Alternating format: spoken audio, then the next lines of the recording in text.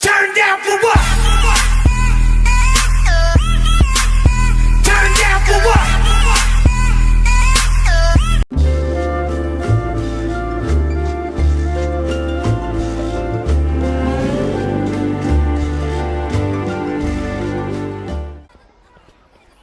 Harry, pojď, tady je mamka, vole. Čeká na nás. Harry, ty vole, jak to vypadáš, jak kdybys vylezl komíníkovi z prdele. Ladies and gentlemen, please welcome Mr. Horatio Jr. Hey. Z něj vlhne jak z Justina Biebera. Jenom trošku. Jednu na té NCZ?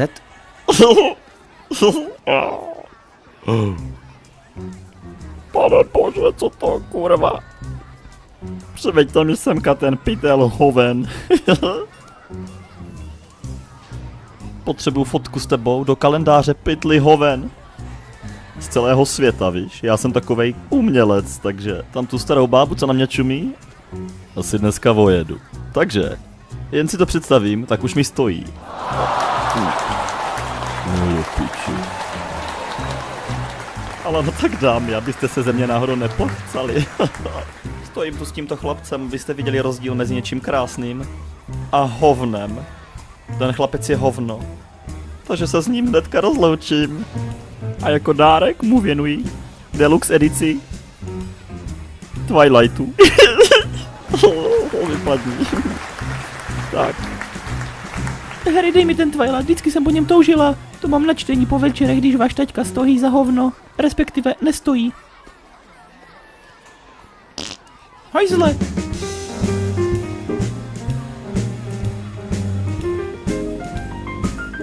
Proč mi vůbec neodpovídáš na SMSky, sakra? Byli jsme dohodnutí přece, ne? Já se těšil, že si zahrajeme laser game.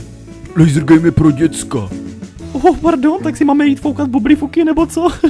Co takhle, kdybys šel do prdele, ty blondětá píčo? Čus, pičus. Dlouho jsme se neviděli. Chtěl bych tě vyzvat k tanci na zítřejším plese. Co pak to tu máme? To je tetování. Ty jsi Blesk McQueen, nebo co? To je tetovačka z Chupa Chups, hajzle. Limitovaná edice. Ale nemáš tak sexy vlásky, jako mám já. Sluší mi, co?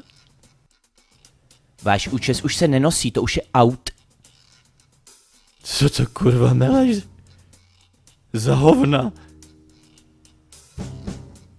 Ty pičo, já na to seru. A pak jsem se v té kaďbuce posral, až mi spadla na hlavu celá.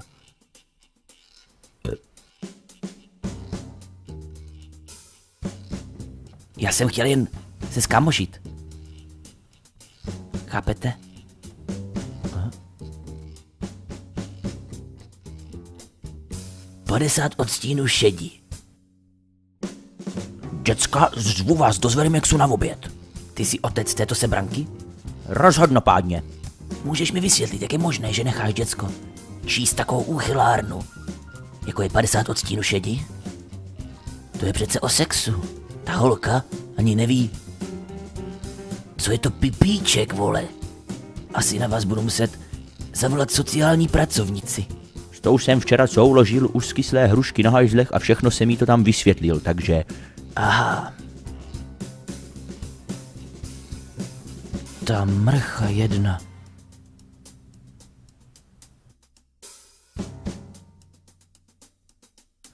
Ten klobouk na tvé hlavě vypadá jak zvon na hajzl. I když mám pocit, že to ten zvon je.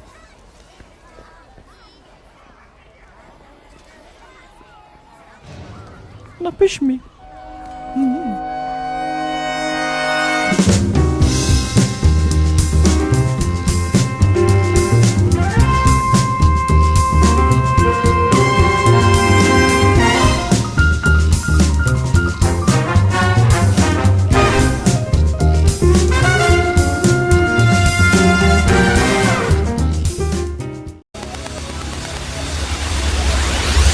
Než vás podrobíme detektoru lží, tak ředitel vám chce něco říct.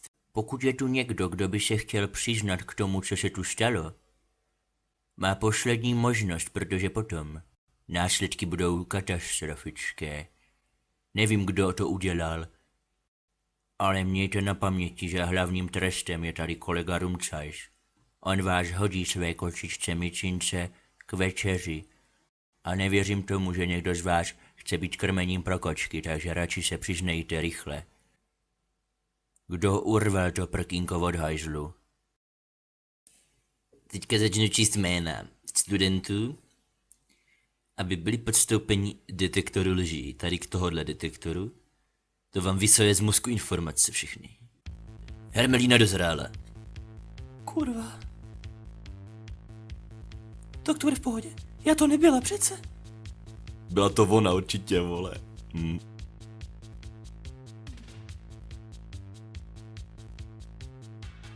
Vstupuju do tvé hlavy, děvče. Ježišmarja, vidím tu něco hrozného. Je to děvka.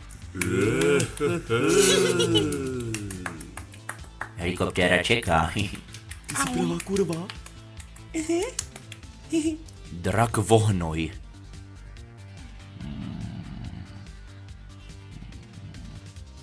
Panebože, tam nejdu. Hej, musím si ti přiznat, byl jsem to já, ale doufám, že to nikomu neřekneš, vole. Agáta Hanichová.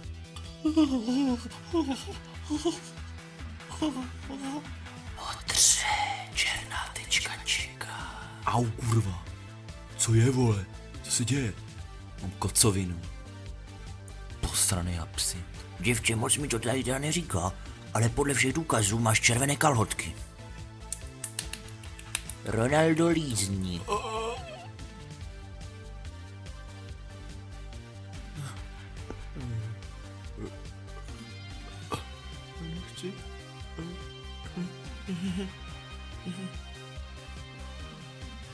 Ježišmarja, co to tady vidím?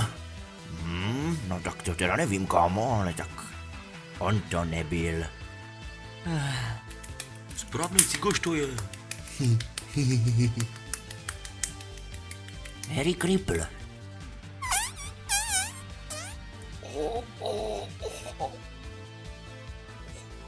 Čum na to, vole. A cigoša, to byl on určitě.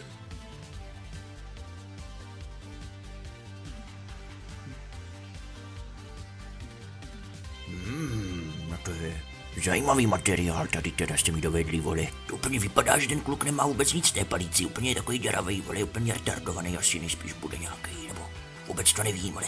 Zní to tak jako, že je retardovaný. Jseš retardovaný chlapče, řekni mi. Jak moc jsi retardovaný? Trošku jenom netrapte mě, pane. Hodně jsi retardovaný. Já to vidím, všechno to vidím. Ty si to klidně mohl být s tím prknem. Ty bys na to měl předpoklady, ty jeden retarde, vole. Papáš mrkvové přesní dávky a nosíš děravé ponožky. To jsou Dneska úplně se mě příznak. roztrhli opravdu. Dneska to bylo, já nekecám, vůbec nekecám. Ale koukám, že chlastáš první ligu, tak běž chlastat dál.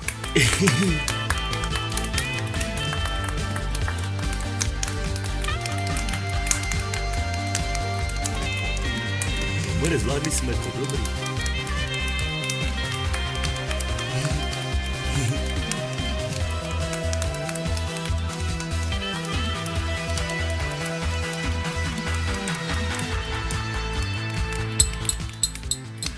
Máme tu výsledky testů. To jste se málem posrali, co? Byl jsem to já. Následky budou katastrofické. Nevím, kdo to udělal. Kdo urval to prkínko od hajzlu, ale tam tento nebyl. To vám vysoje z mozku informace všechny. Harry Potter. Kurva. Do prdele. To není Harry Potter. Ty bys na to měl předpoklady, ty jeden retarde, vole. Papáš mrkvového vínka. Nezapomeňte navštívit i náš druhý YouTube channel Gaming Portál. Channel plný kriplovských let's play.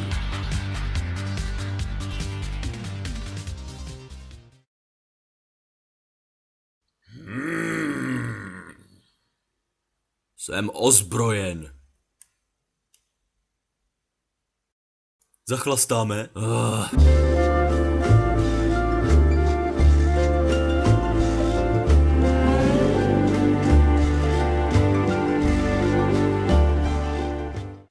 No, že jste to teda vy. Tak dneska ještě dáme naposledy chlast, ale příště už na vás seru. Počkej, ale my jsme nepřišli na čaj, vole. Však dáme s rumem, ne? Co si o mě myslíš, vole? Jo. Kde jsi vzal rum, Hagride? A to bych radši neříkal. Nebylo to úplně legální. Neukradl jsi ho, že ne? Slyšel jsem, že vykradli sklad v Bradavicích. Jestli o tom někomu řekneš. A je to v prdeli. Asi mě našli. Schovejte se pod peřinu, borci. Aha, to jste vy, pane řediteli. Koho jsi čekal, Esmeraldu? Jsem tu s panem ministrem pro alkohol. Můžem dovnitř? Jasně, pojďte. To je Cornetto Popleta. Ministr alkoholu. Vítěz ankety Alkoholik roku 2007. Kde je tu menší problém? Někdo ukradl sklad s lihovinama.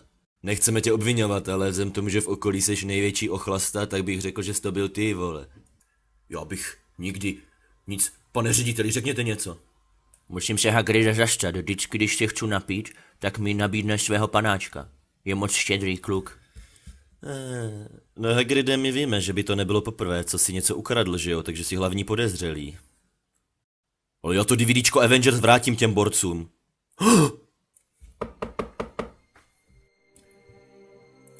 Čus, pičus. Co tady dělá Legolas, pro boha? Jsme snad společenstvo prstenu? To určitě nejsme, Hagride, protože ty rozhodně nejsi trpaslík. Vysvětli mi, proč tady chodí peřina. Viděli jste snad někdy chodící peřinu? Vám to nepřišlo vůbec divný, když se semka vlezli? Já bych potřeboval nové brýle. Už špatně vidím, víte, pane. To máte z toho chlastu. Z toho se prej slepne, jsem slyšel. Mám tady příkaz k zatčení.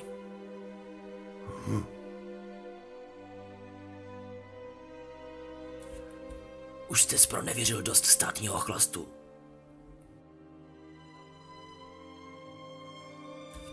Teď je řada na mě.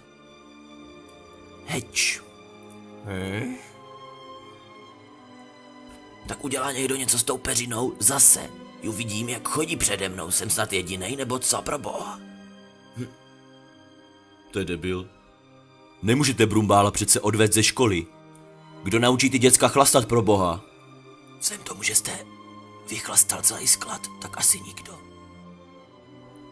Ještě jsou tu bradavičské undergroundy, ve kterých se skrývá mnoho chlastu, takže bych se nebál.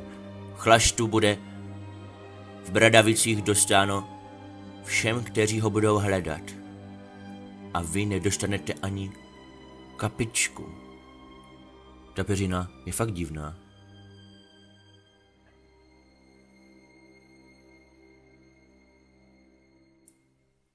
Já mizím, vole, tohle je Cvokhouse. Nazdar. Jestli se někdo dotkne mýho chlastu, zatímco budu pryč, tak už nikdy neuvidí DVDčko Avengers. Ty zmrde!